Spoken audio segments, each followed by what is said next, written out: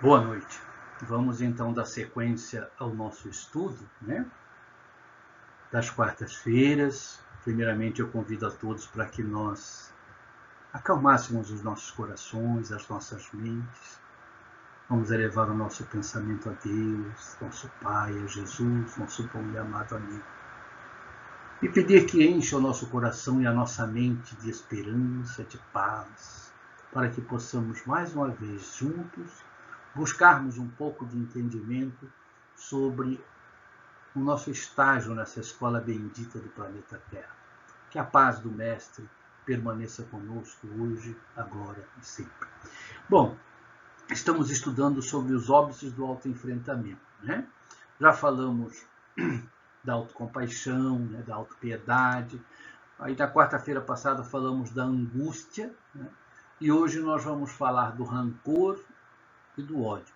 São sentimentos que acabam nos chumbando nesse pesado fardo da matéria e atrapalha, via de regra, a nossa caminhada, a nossa ascensão espiritual, porque nos prendem a algo, a pessoas que, enquanto não equacionarmos esses sentimentos, nós vamos ter dificuldade, de dar sequência na nossa caminhada.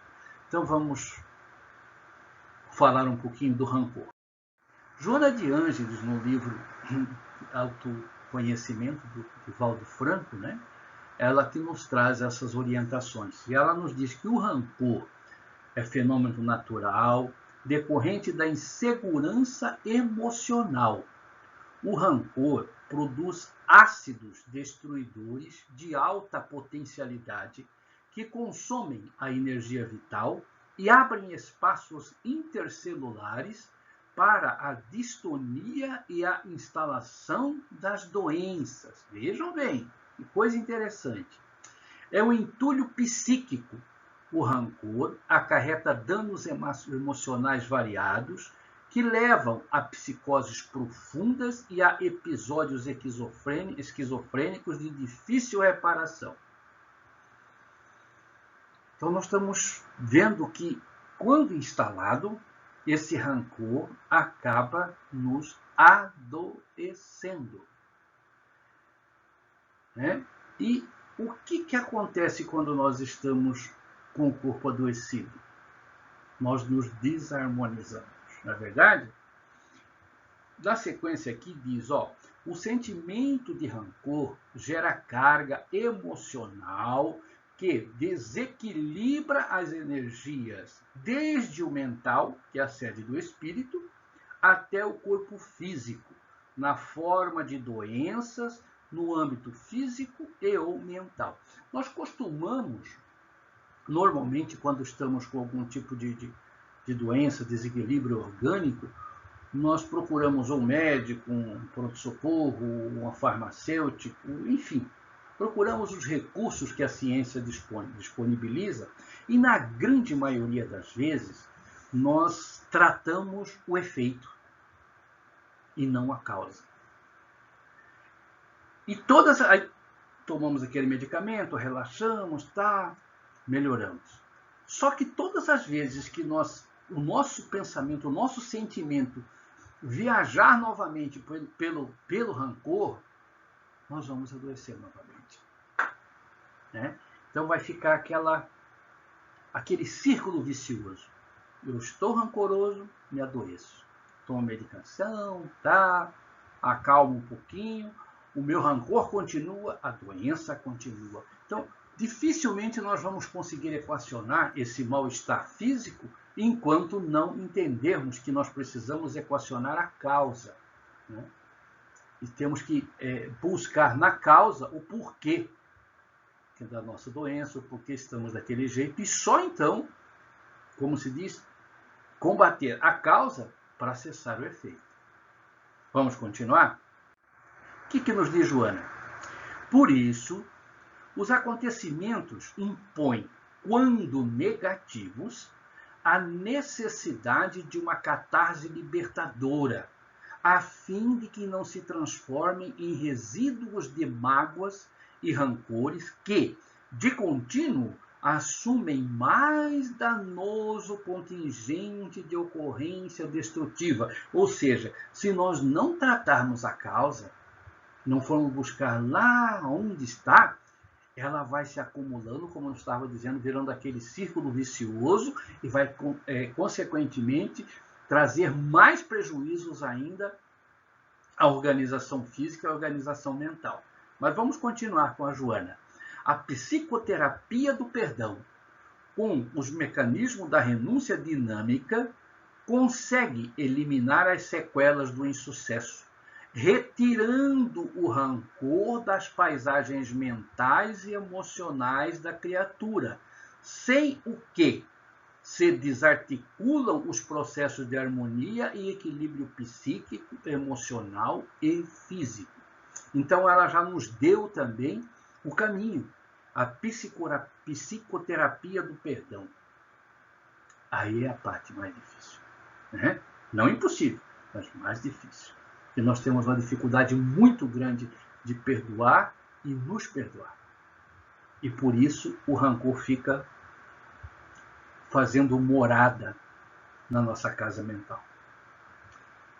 Continuando, a análise dos acontecimentos negativos, não levando estes a divisor de águas da encarnação, bem explicadinho, vejam bem, ao fazermos uma análise dos acontecimentos negativos que nos levaram àquele sentimento de rancor, de mágoa, desde que não levamos esses sentimentos como divisor de água da encarnação, ou seja, só não fui feliz porque tal coisa me aconteceu, ou não consegui me libertar de tal coisa porque fulano me fez isso.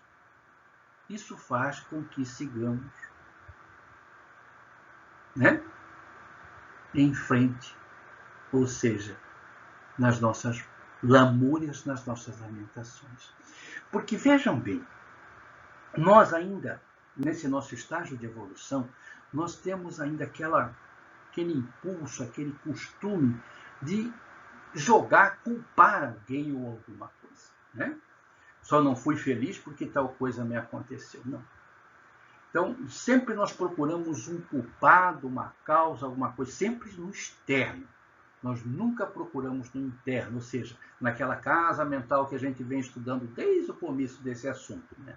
Aquela casa onde está o sótão, o térreo e o subsolo. Nessa casa nós não procuramos, nós vamos procurar fora. E nesse procurar fora que, por vezes, nós ficamos patinando. Por quê? Ora, eu não consegui me libertar por causa disso. Os espíritas agora têm ainda, né, mais um motivo, porque os nossos irmãos católicos, eles falam do céu e do inferno, e do purgatório, são três, né? Os nossos irmãos evangélicos, da linhagem cristã também, eles falam do Satanás, do diabo, né, do coisa ruim, enfim. Então, tudo que dá errado ou de que tem como se diz, um aspecto negativo na vida do cidadão, esses são os culpados. O espírita abraçou a ideia do obsessor, ou seja, tudo que dá errado ou parece que dá errado, na maioria das vezes, são nossos amigos nos desviando de caminhos talvez mais tortuosos, né? Não deu errado, ou seja, não deu como nós queríamos, né? Então, aí nós jogamos a conta do obsessor, que por causa do obsessor foi o culpado de eu estar nessa situação. Ele é a causa do efeito, segundo muitos dos nossos irmãos espíritas. Só que quando nós formos praticar ou começar algum ato, alguma ação, nós não consultamos o obsessor. Aí quando deu errado, aí a culpa é dele. Né? Vamos continuar? A prática desse perdão a que Joana de Ângeles se refere deve começar dentro de casa. Que casa? Dentro da nossa casa mental, a que a gente está conversando toda quarta-feira. Né? tem que começar por nós. Não adianta, meus irmãos queridos, nós queremos começar de fora para dentro. Tem que ser de dentro para fora. Porque vejam bem, se alguém nos maltrata, alguém nos magoa, nos deixa rancorosos, né? Nós vamos ficar remoendo aquilo e vamos perder noite de sono, perder tranquilidade. Muitas vezes tem muita gente que perde apetite, né? Não se alimenta direito, porque a mente dela fica 24 horas jornadeando naquele assunto, naquele fato que aconteceu. Aonde é a sede dessa mente? Na casa mental. É ali que nós vamos ter que trabalhar primeiro. Ora, por vezes, aquela pessoa que nos magoou não fez nem por querer. Nós estamos rancorosos e ela não está nem aí, porque para ela é uma coisa tão normal, né? Ela não teve intenção de nos magoar, mas muitas vezes a nossa sensibilidade naquele momento está um pouco abalada por um motivo ou outro e nós nos magoamos e ficamos rancorosos. E ela está tocando a vida normalmente. E nós é que estamos nos produzindo aquele ácido que a Joana nos disse no nosso organismo físico, através da nossa mente. O nosso campo mental, o nosso corpo mental, começa a produzir esse ácido destruidor das nossas células físicas. E acabamos adoecendo. Como que tem que começar o perdão? Dentro da casa mental. Para começarmos daí a equacionar as nossas dificuldades. Continuando. Pois não há como seguir adiante sem perdoar e equacionar o que somos para termos resultados positivos com o que desejamos ser. Tem gente que não se aceita da maneira que é. Enquanto ela não se aceitar da forma que é, ela vai continuar sofrendo. Só tem uma pessoa capaz de modificar essa situação dela, que é ela mesma. O Coronel Lobo conta pra gente, eu me espelho muito, porque me aprendi muito com o Lobo. Ele nos conta de uma senhora, uma jovem, que no dia do casamento, preparado, o noivo já na igreja, a família toda, né? Preparada para o casamento, ela saindo da casa para embarcar, para ir para a igreja se casar, ela pisou no vestido e, acidentalmente, né? Escorregou e bateu a boca no corrimão da escadinha que ela estava descendo. Quebrou o dente da frente. E aí? Né? Todo mundo, e agora? Vamos avisar para parar o casamento? Ela, calma, gente. Não foi nada demais. Quebrou a ponta do dente, tudo bem. O casamento continua. Ela foi para o casamento feliz, contente, porque o Lobo ainda tira... Ele leva um pouco na ironia, né? Entrou sorrindo, faltando aquele pedaço. É a coisa mais linda do mundo. Foi ser feliz.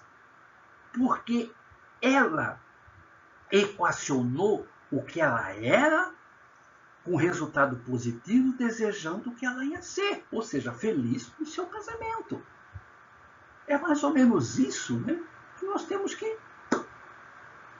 tentar, pelo menos, administrar em nós. Ou seja, nos perdoar primeiramente, analisar o que somos. Tem gente que não se aceita.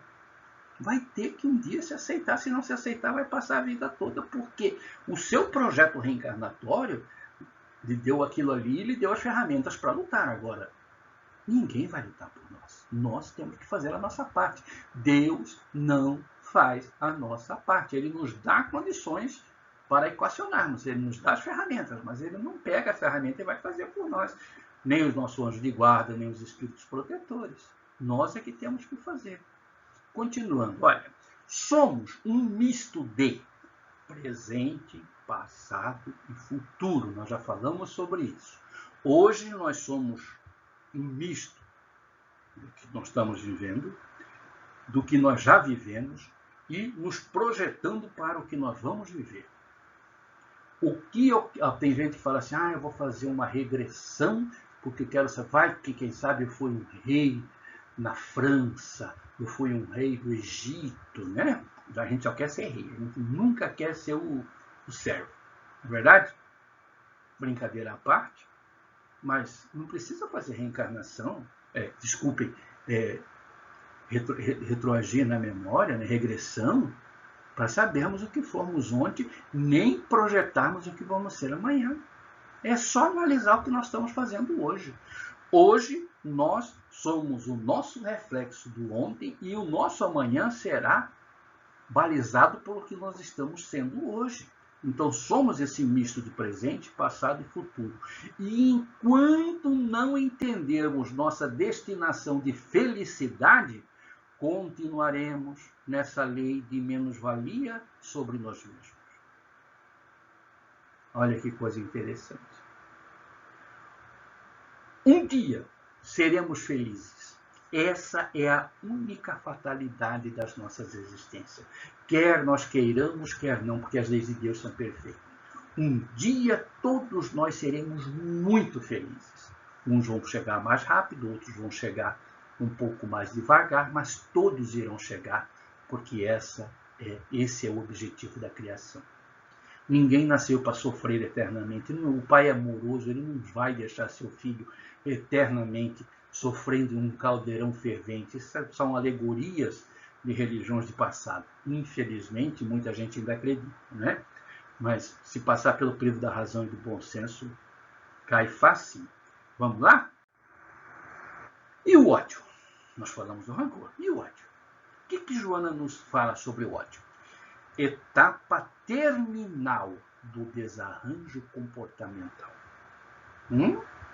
O ódio é tóxico, fulminante no oxigênio da saúde mental e física. Eu vou acrescentar por minha conta. Causa de muitos cânceres, tá? Mas vamos continuar com a Joana. Desenvolve-se na sua área mediante a análise injusta do comportamento dos outros em relação a si, e nunca o inverso, porque nós cobramos dos outros, mas nós nunca tentamos nos colocar no lugar do outro. Então nós criticamos, julgamos e já começamos a odiar determinado comportamento, sem nos colocar lá para saber o porquê. E na grande maioria das vezes, o que nós condenamos no outro, nós temos em nós, em estado latente. Isso é uma verdade verdadeira, como diz, né? Fazendo-se vítima porque passou a um conceito equivocado sobre a realidade, deixa-se consumir pelo complexo de inferioridade, procedente da infância castrada, e descarrega inconscientemente a sua falta de afetividade, a sua insegurança, o seu medo de perda, a sua frustração de desejo, em arremedos de ondas mentais de ódio, até o momento da agressividade física, da violência em qualquer forma de manifestação. Nós estamos vendo isso constantemente. Meus irmãos queridos, todo psiquiatra, psicólogo do nosso sistema carcerário, que nós já tivemos oportunidade de conversar, aqueles irmãos que vão para lá cumprir a sua pena diante da sociedade por determinada série de infrações, principalmente nos casos de estupros, é porque eles foram abusados. Não digo todos, mas a grande maioria foram abusados quando crianças. E aquilo foi gerando essa insegurança, falta de afetividade, infância castrada e por aí vai. Frustração de desejo, medo de perda. E vai indo, como diz a Joana, em arremedos de ondas mentais de ódio até o momento da agressividade física. Desde pequenininho, né? Nós começamos a, como se diz, a germinar numa mente de um espírito reencarnante o que ele vai ser amanhã. Por vezes, num arrobo de emotividade, nós falamos para a criança, você é burra. Isso é um pecado. Se ela interiorizar aquilo, na sua casa mental, vai ser complicado ela continuar lá na frente com aquele eco, você é burra. Aí vai, eu sou incapaz, porque lá atrás me falaram que eu era incompetente. Então nós temos que ter muito cuidado com a educação que nós damos para os nossos pequeninos que estão retornando para o reencarno. Vamos continuar? O ódio é uma das portas de entrada do processo obsessivo, porque todo processo obsessivo existe cobrança de um lado quanto do outro, né? Então, isso é sem comentários, como diz. Quantas vezes a literatura espírita nos mostra casos de obsessões complexas, em que relações odiosas iniciaram-se primeiramente por relações angustiosas, que levaram a rancores e se transformaram no fel do espírito, o ódio. Ninguém começa a odiar ninguém do dia para a noite, né? Continuando. Este sentimento, quando instalado no espírito, gera grandes cargas tóxicas, que não só prejudicam aquele que as produz, como também, muitas vezes, prejudica aquele que é o alvo do sentimento odioso. Nós costumamos dizer, no estudo que nós fizemos na nossa casa de oração, sobre o tema era feitiçaria à luz da doutrina espírita. E aí algumas criaturas chegam na casa espírita, a primeira coisa que ela pergunta é: vocês fazem macumba? Primeiro, macumba é o nome de um instrumento, tipo ré-com-ré, dos nossos irmãos africanos, tá? Primeira coisa. E a gente fala: olha, tem a macumba, tem a boa cumba, né? Então, na nossa casa, a gente pratica a boa cumba. Na brincadeira. Mas, no nosso estudo, nós chegamos à seguinte conclusão: o maior feitiço que nós fazemos para alguém é quando a nossa vontade, o nosso pensamento projeta ódio para aquela criatura. A força do nosso pensamento aliado à nossa vontade prejudica de tal forma, se ela for merecedora, lógico, se entrar na faixa vibracional, de tal forma aquela criatura que não tem voodoo no mundo mais poderoso do que a nossa mente, quando nós odiamos, né? E não podemos nos esquecer que esse ódio direcionado para alguém, nós estamos direcionando para um Filho de Deus, que o ama tanto quanto a mim. As consequências virão, com toda certeza. Vamos continuar? Agentes poluidores, nos diz Joana, agentes poluidores e responsáveis por distúrbios emocionais de grande porte são eles os geradores de perturbação dos aparelhos respiratório, digestivo, circulatório.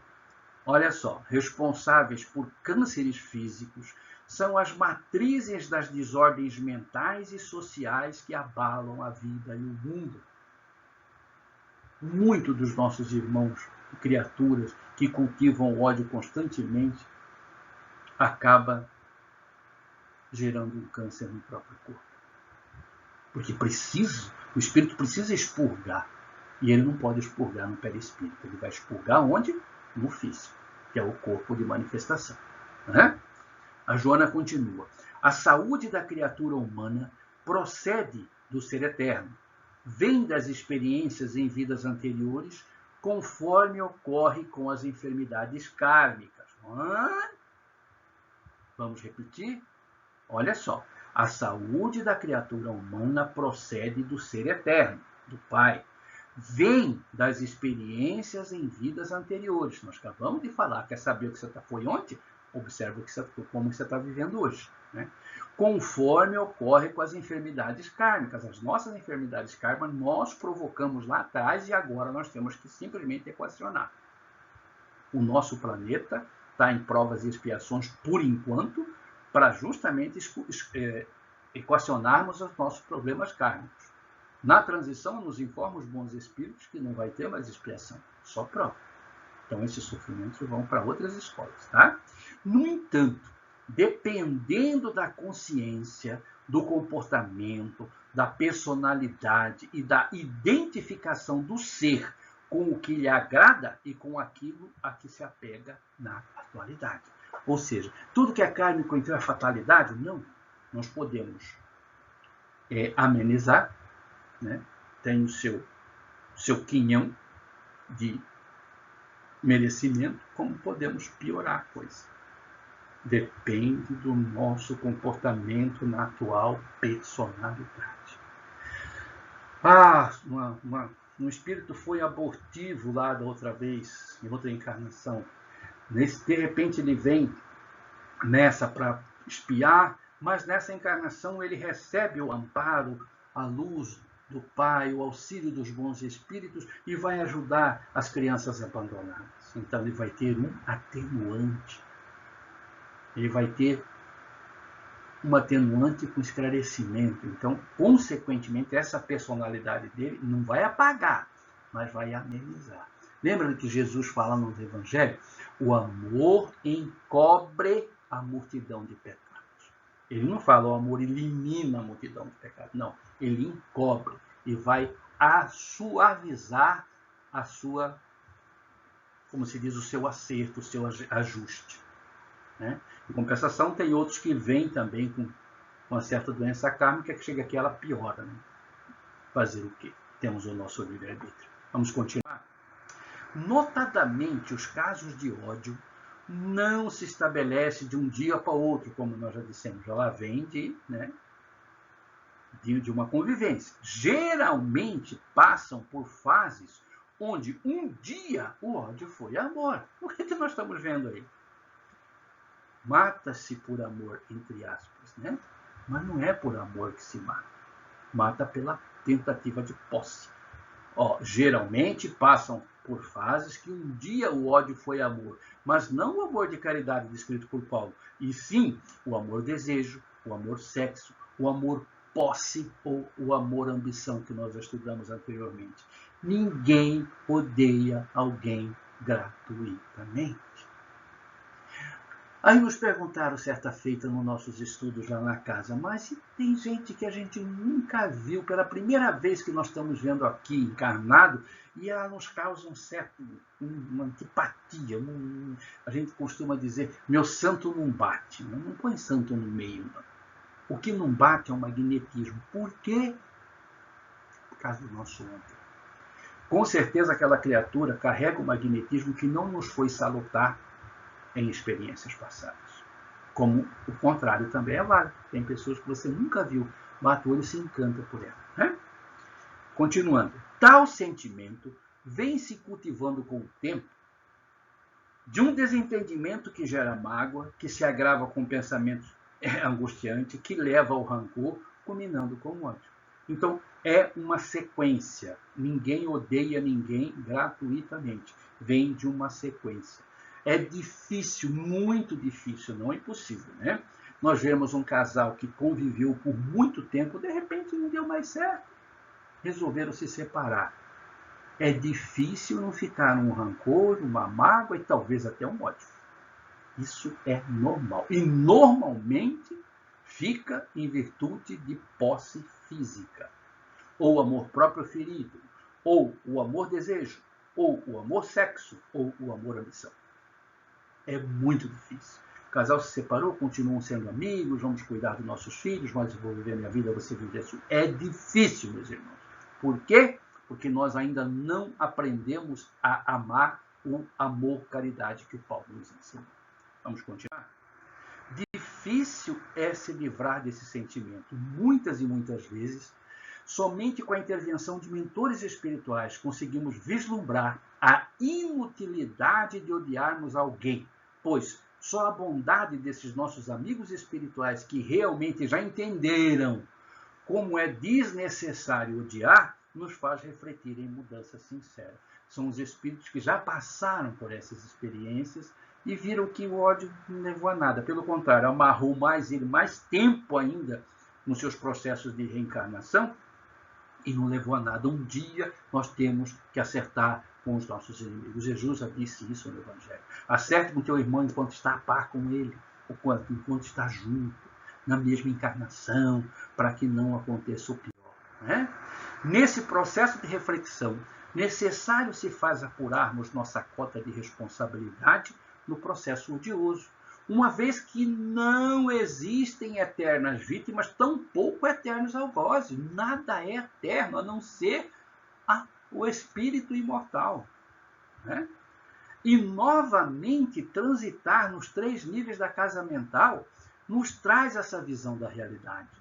O que nos remete a um provérbio árabe que cabe perfeitamente no processo de autoenfrentamento, que nós falamos, inclusive, no nosso estudo passado, que tinha um provérbiozinho para a gente encerrar o nosso bate-papo de hoje. Olha que coisa interessante. Ó. A primeira vez que me enganares, a culpa será tua. Já da segunda vez, a culpa será minha. Quantos irmãos estão nessa situação?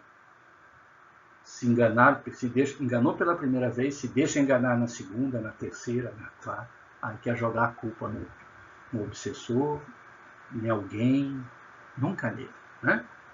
Meus irmãos, chegou o nosso horário e chegou o nosso final do tema. Né? Eu quero agradecer a paciência de todos, pedir a Deus que abençoe a cada um dos que estão estudando conosco.